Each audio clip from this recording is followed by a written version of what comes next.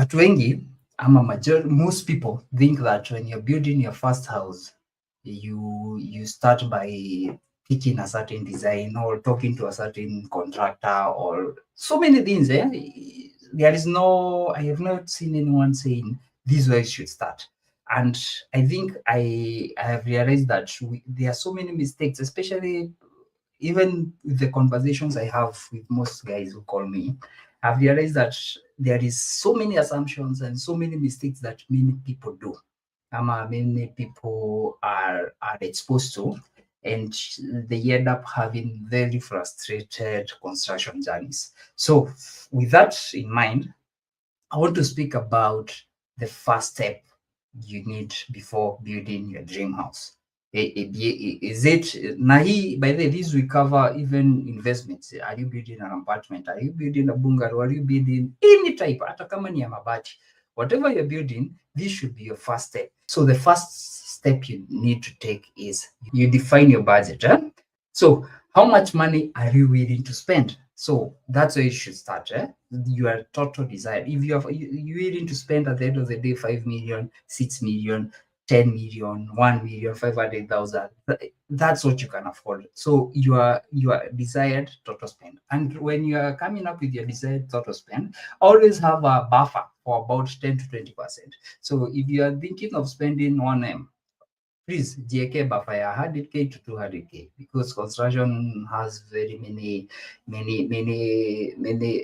challenges na mambo unknown expenditures and then number 2, what do you have? What is your current capital? Hii ni kama biashara, what is your available funds? And the difference between, by the way, construction and business, the only difference is that at the end of a construction, you know what you are going to expect.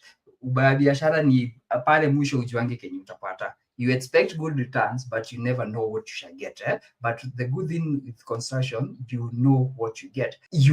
How much money, if you, at the moment you have 1 million and you are willing to spend 5 million. So we shall use a 5 million house in this case study. So if you are willing to spend 5 million and you have 1 million, for you to raise the 5 million, the remaining 4 million, what would you be contributing monthly towards that? So you start planning there. So if your desired project is to be about 5 million, you have 1 million today. So you can decide that you'll be saving 100k towards saving 5 million, which will take a long time. You can do the math. It will take about 3 and some years, 3 and some months, 3 years and some months. So that's your you're combining your available funds and your monthly contribution. Some other way you can fill in the gap if you have your current is perhaps you can assess funds through loans, maybe grants. Kuna watu wanaweza kutupatia grants. You can be given a gift by a parent or a friend. Or you have a certain asset, uko na ka 50 by 100 pahali unanunua, uko na shamba pahali, you want to dispose it and get the remaining funds. So when you come up with your budget, the next step is determine your building approach. Am I going to build, depending on my budget, am I going to build outright one continuous space, or am I going to build in stages? Construct as funds around. So nitajenga in phases. Am I going to build in as my funds, ama as my budget, ama will I build in a continuous phase? This is very self-explanatory. And then when you do that, now this is the third stage. When you define your budget and then define how you're going to build, now you envision your dream. What are your wants and needs? You create a wish list. Anything that you have ever thought about, anything and everything that you have ever thought about. You envision your dream. What are your wants and needs? What you create a wish list. The window sizes, ceiling type, decorative, the roofing, everything that you ever desired. Write it down. The outdoor spacing, the fencing, every detail that you have ever thought. Hata kama utaandika booklet. I have a friend of mine who literally writes everything to the right, to the last detail anahitaji, anaiandika. Write everything down, whether it's big or small. And then when you do that, this now becomes your design blueprint. This, by the way, you have not even you have not gone to your architect, you have not seen anyone. Hakuna mtu umeona. This, you're just beginning. Now, from there, after now writing, hata hujaanza safari ya kujenga ama hata kuwa na architect, after determining all that you want personally, your interest and your wants, now you go to understand your piece of land. And if you have 2 or 3 and you are confused, nitajenga hapa ama pale, now this where now the confusion starts. Unaanza ku eliminate the confusion. Maybe you have 3 plots of land, moja iko Joska, ingine iko Kitengere, ingine iko Kikuyu, and you are torn between what to build. Depending on your wants, is the moment you understand your portions of RAD, utafanya role elimination depending on your needs and wants. So when you understand, by what do I mean understand your piece of RAD? Go and take plot details. That is size, shape, sides, everything about the plot details. Yeah, get to know the fencing, existing, whatever is existing, and also you write down your preferred final fencing.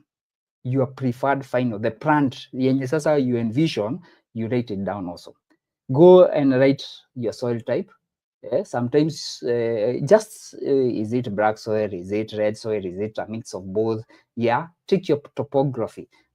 Are we talking about uko kwa mlima, uko place kwa swamp, uko place flat, uko place rocky, everything. Please andika mpaka your assess road. How are you assessing your RAD? Everything, every detail about your RAD, understand it and write it down. Now, when you do that, now go and get your understand your regulations. Understand your regulations. These are permits and licenses that you require. Sometimes kuna places zingine watu wanajenga bila, which hiyo sitaingia into conversation in for today. And sometimes there are even limitations zenye za homeowners association wa hiyo place. I was somewhere in Kiambu just a few weeks back, like 5-6 weeks ago. Nikapata that area, the minimum plot you can buy is a half.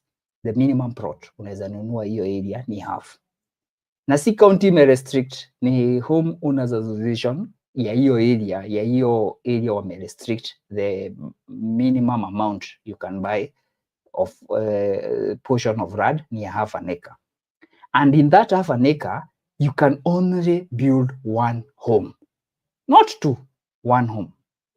Unaweza jenga nyumba moja na SQ ama guest house, but it's you're building for a home. Huwezi jenga and the price is very expensive. We are talking of 1 acre is about 20, 30, 40 M. 1 acre, 20 to 30 M just for 1 acre. So na hiyo place iko restricted. There was some houses zilikuwa zimejengwa in 1 acre, 3 houses. Ilikuwa inasemekana moja ya hizo itabomolewa ama zote ziangushwe. Na kama zimekaribiana sana itabidi zote ziangushwe ama moja ibaki. It's that serious. So understand, before you make plans, understand kama kuna homeowners association in that area, watu wanafanyanga nini, understand from this information you can get it from your county. Unaweza squeeze county, any county, when you enter the online on their websites, you can get people in the departments of RADs and planning, utapata huko those information. Talk to your neighbors, hao ndo hata wako na more information.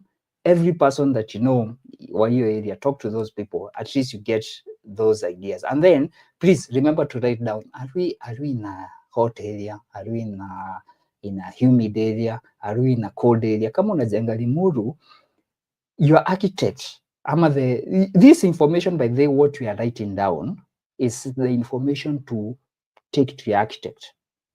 From the budget, tulianza from the budget, penye tulianza up to now in the environmental factors. Please, everything hauachi, you are not leaving anything unwritten. Okay, So if you're joining us, we are talking about construction.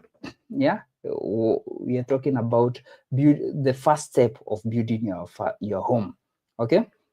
Now, when you do that, you write down even the environmental factors, whether when the place rainy sana, everything about the environment, write it down.